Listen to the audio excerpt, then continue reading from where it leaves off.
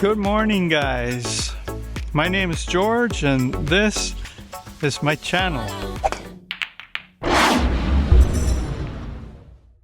You know what? Today I wanted to talk about freedom because the way I see it, there's a lot of misconceptions about that term. What is freedom really? A lot of people seem to equate freedom with money, and to some extent it does make sense because the more money you have, the more things you can buy. I guess there's a certain freedom in buying whatever you want whenever you want it. That is a form of freedom. But more importantly, in my opinion, freedom is time. Freedom is the time to do whatever the hell you want. And oftentimes, money can be a help, but it can also be a hindrance. Money doesn't come without responsibility. And the more you have, the more you're going to realize that. Many of the richest people in the world, and you could argue they're also the freest people in the world, right? Because they got all this money at their disposal. But they're actually caught in some kind of cycle where they spend more time working on whatever their thing may be than most of us. So if this is voluntarily, if there's such a thing as free will, which freedom is kind of based on, I think, then that's fine. It's whatever they want to do, so they get to do that. But you know what? To me, freedom has nothing to do with money whatsoever, except for the fact that we need money to feed ourselves, we need money to have shelter when it's needed, which is most of the time. And yeah, we just need money to cover the basics. My opinion is that if everybody had enough money to cover their basics, regardless of whether they're signing on to some kind of work project or investment or whatever, then the world would be a better place. People would generally be happier. I think it would be totally doable. Now let me show you for a sec here what freedom means to me. There's a few things that definitely mean freedom. See? Wearing these in the middle of winter means a lot. This here, some of you will say that's just a bicycle. What's that have to do with freedom? To me, that's a freedom machine. Freedom means I can move around on my own power. And the feeling is like I'm flying at low altitude. It's fantastic. The freedom gets disrupted when I have a sensory overload because all the stuff that's going on around me. Then it's just quite not the same anymore, even though I'm still moving. I don't know if you get that. Freedom is also not having to work for 2 months, even though you could argue that doing YouTube videos is a form of work. But to me, that's what I want to do. Buenos dias. Now, freedom could be a lot of different things to a lot of different people. Now, there are a lot of different aspects to freedom. There's freedom of religion, there's freedom of speech, there's freedom of mobility. And in the world today, we have trouble with all of them. Let me just use freedom of speech for an example. Well, not everybody, but some people seem to think that freedom of speech means you can say whatever you want, whether it be online or in person or in a public forum, without consequences. Realistically, that's quite the opposite of freedom of speech, because what it would entail is that you're affecting somebody else's freedom, and that's where it gets complicated, because we all have different ideas of freedom, and some might tolerate what others don't. There's a system in place that kind of works it out so that none of us gets crushed, but we all have to make concessions. Now, freedom of religion is a whole nother thing, you know, like we have wars going on because of religion and the restriction of freedom of religion. Let's use the United States as an example.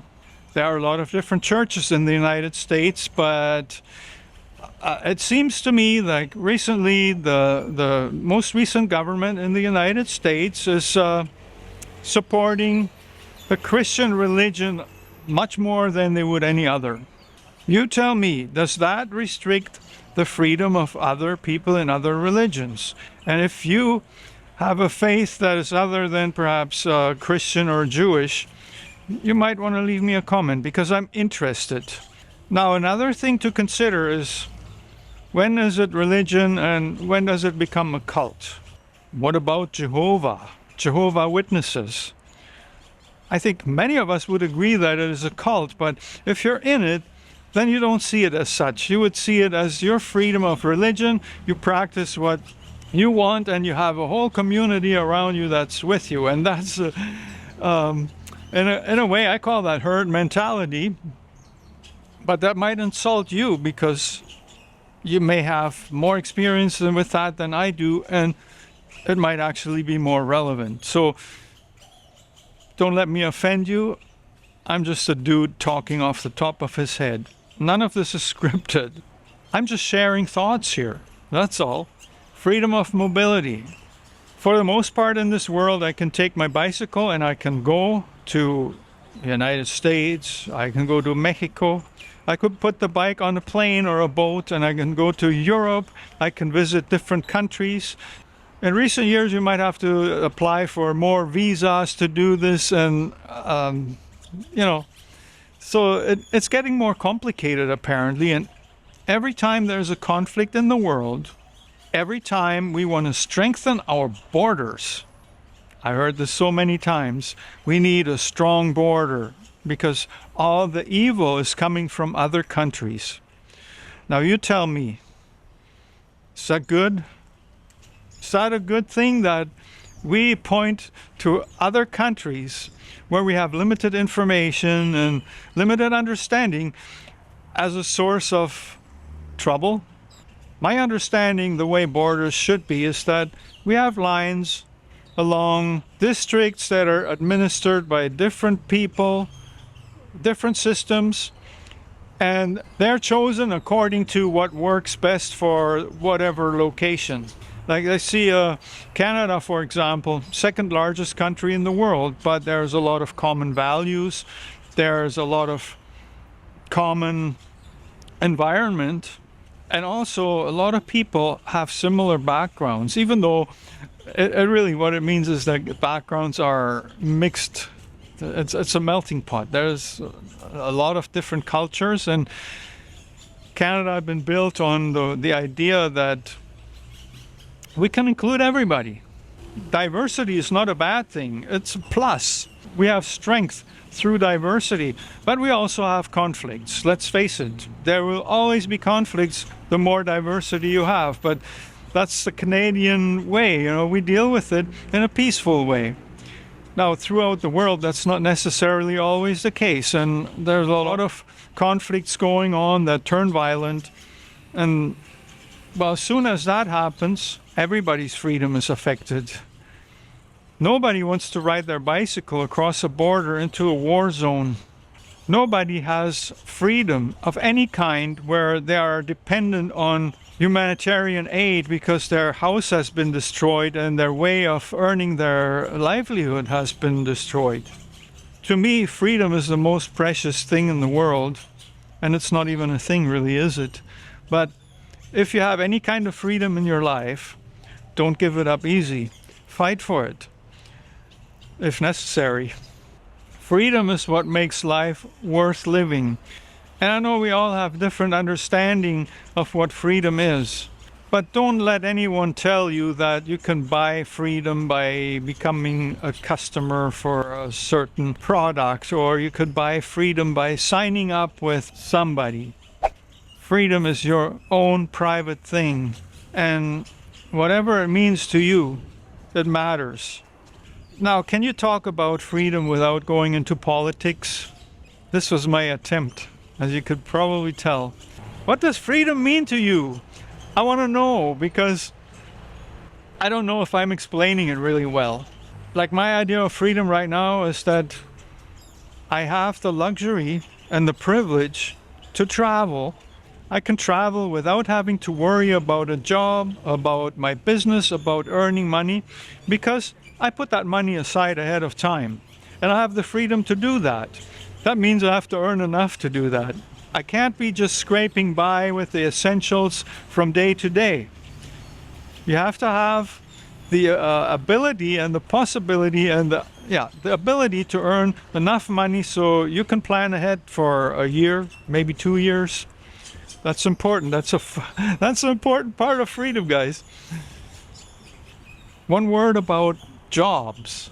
If you have a job where your employer determines how much vacation time you get every year, and then you get 4% or whatever it is of your pay that you get on top of your regular scheduled pay that you can use during that time, that is a big impediment to your freedom.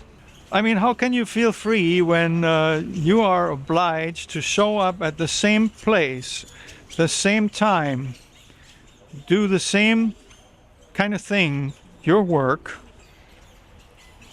what is it, 300 and something days every year? And then you have your employer tell you when you can take those 2 weeks off. I was there, guys. For a majority of people, this is actually the reality. Do you have to quit your job that in your mind is so precious that you will lose your livelihood or your existence is threatened if you give it up?